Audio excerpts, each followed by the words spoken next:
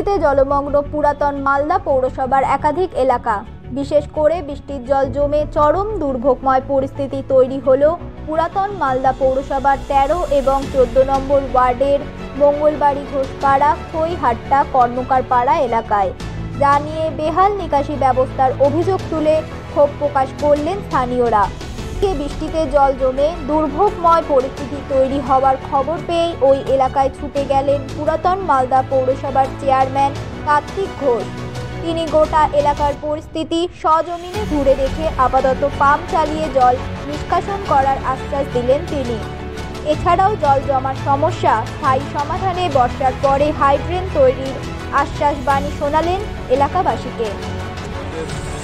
13 নম্বর word এবং আপনার 14 নম্বর ওয়ার্ডের যে মাঝখানে যে রাস্তাটা আছে আমাদের চৈতন্য মোড়ের, যেটাকে আমরা কর্মকার পাড়া বলি, জায়গাটা লো ল্যান্ড, আমাদের নিকাশির ব্যবস্থা আছে, ল্যান্ডটা লো ল্যান্ড।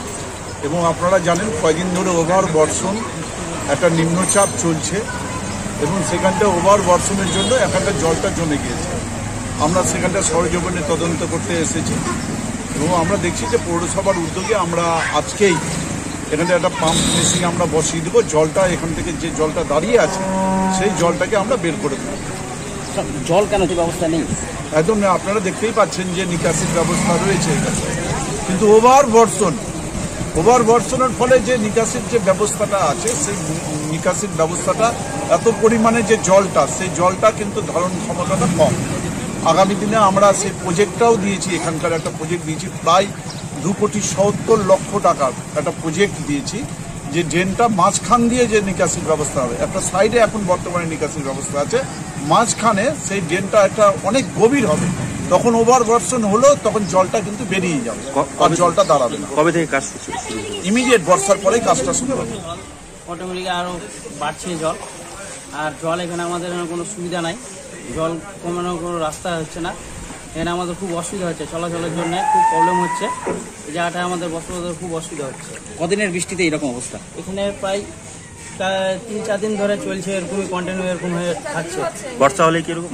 বর্ষা হলেই এখানে এরকমই থাকছে। কত জল, কতটা? তাও আমাদের 1 হাঁটুর মতো এখানে জল থাকে।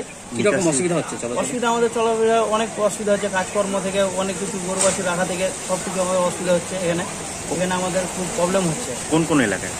আমাদের এখানে 13 নম্বর ওয়ার্ড, 14 নম্বর ওয়ার্ড, এই সাইডে ভিতরে একটুটার ভিতরে সব ভিতরকার জল এসে এখানে জড়ো হচ্ছে। এখানে কোনো রাস্তাতে এখানে সুবিধা অসুবিধা কোনো কাজ হচ্ছে না। কি বলছে পুরসভা বা স্থানীয় কাউন্সিলর? পৌরসভা আমরা চাইছি যে এই জায়গাটা ব্যবস্থা করুক কিছু, যে আমাদের স্থানীয় যারা আছে তারা সবাই মিলে যেন এই জায়গাটা চলাফেরা ভালো মতো করতে পারে।